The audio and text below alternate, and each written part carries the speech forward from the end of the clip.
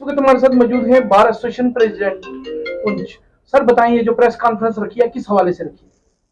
दरअसल जम्मू कश्मीर के lieutenant governor साहब मनोज सिन्हा साहब हर रोज नए से नए कानून जो है वो पास कर करके लोगों के बेसिक जो देखा जाए कि ये एक वेलफेयर स्टेट है।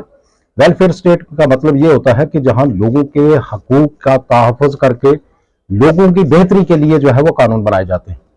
यहाँ हम पर जितने भी तजर्बे मरकज जो जितने भी आजमा रहा था, अब मरकज तो खामोश हो गया, लेकिन मनोज सिन्हा साहब हर रोज जो है एक नए से नए कानून जो है लोगों पर लागू करके पर्टिकुलरली ये प्रॉपर्टी टैक्स लगाया है।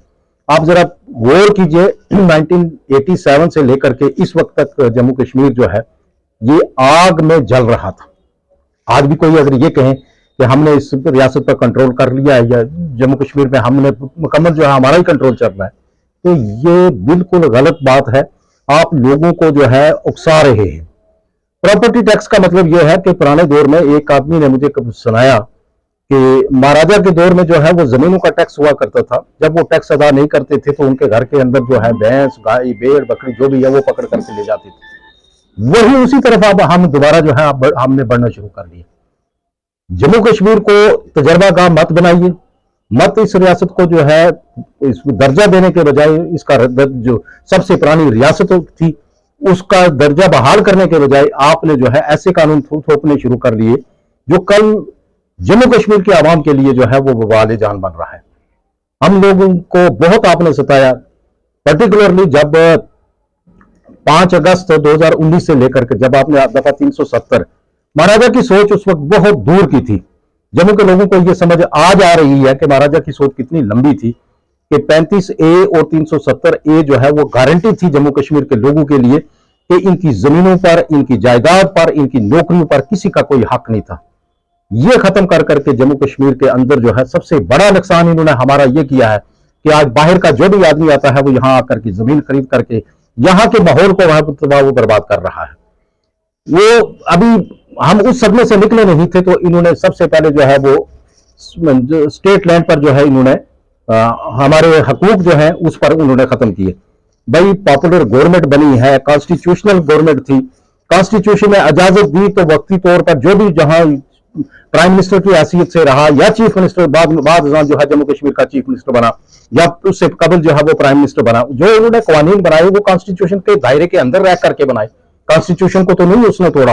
गवर्नमेंट जो है वो बनी है लोगों के, जब इसको कहते हैं आप डेमोक्रेटिक सेटअप है, तो डेमोक्रेसी में जिन लोगों को आप हकूक देते हैं अपने नुमाइंदे चुनने के बाद, वो नुमाइंदे चुने गए हैं और उसके बाद जो है असेंबली के अंदर 2/3 से जो है ये कानून पास हुए हैं, चाहे वो रोशनी एक्ट हो, चाहे वो दूसरा एक्ट हो, तीसरा हो।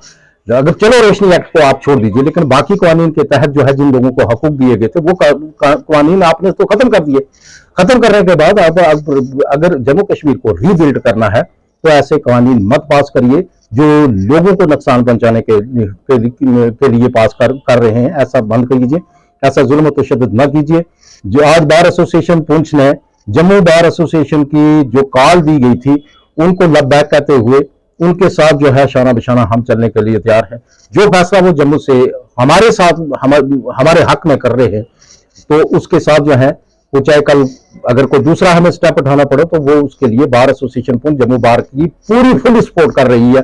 और खाली पुंछ बार एसोसिएशन नहीं बल्कि हमारी जो पेरीफेरी दोस्त जो है सुरनकोट और मेंढर, उनसे भी हम रिक्वेस्ट करेंगे कि जम्मू की कॉल को जो है वो लबैक कर करके उनका जो है साथ दें और जो कानून जो तरमीम वो चाहते हैं हम उनका फुल सपोर्ट कर रहे हैं। सर आज वर्क सस्पेंड रहा? आज पूरा दिन जो है तमाम अदालतों में वर्क सस्पेंड रहा। मासवाई एक वकील के जो जम्मू से ही आया है वही अपील हुआ है। बाकी हमारी तरफ से डिस्ट्रिक्ट पुंछ बार एसोसिएशन की तरफ से ना ही सेशन जज, एडिशनल सेशन जज साहब या फिर उसके बाद सब CGM साहब, सब जज साहब या मुंसिफ साहब या DC ऑफिस के जितनी भी अदालतें हैं, पेरीफेरी जितनी हमारी अदालतें हैं, इनमें आज वकीलों ने मुकम्मल जो है वो वर्क सस्पेंड रखा है। मैं आपका बहुत मशकूर हूं। आपके माध्यम से लेफ्टिनेंट गवर्नर साहब से ये कहूंगा कि जब होम मिनिस्टर, हम उनके नहायत मशकूर हैं कि उन्होंने जब जो सारी जमीन पर जो है उन्होंने वो अहकाम जो है वक्ती तौर पर सस्पेंड किए थे, लेकिन उसके बावजूद भी कल सुप्रीम कोर्ट में 100 कनाल के करीब रकबा इन्होंने जो है वो वकेट कराया है। तकरीबन 100 आदमी उस फैमिली 100 फैमिली जो है उस वहाँ राइश रखती थी और उनका जरिया माश जो है वही था। तो वो भी आपके अहकाम की भी जो है वो खिलाफवर्जी हो रही है। लेफ्टिनेंट गवर्नर तो आपके हुक्म को भी नहीं मान रहा, ये तो बदकिस्मती है। लेफ्टिनेंट गवर्नर आपका है और आपके हुक्म नहीं मान रहा है। तो हम खुसूसन जो है होम मिनिस्टर साहब से ये गुजारिश करेंगे कि ये पर्सनली इंटरेक्ट करें और इस कानून को यहाँ नाफिज होने से रोकें, लोगों के तहफ़्फ़ुज़ कीजिए। शुक्रिया आपका बहुत बहुत।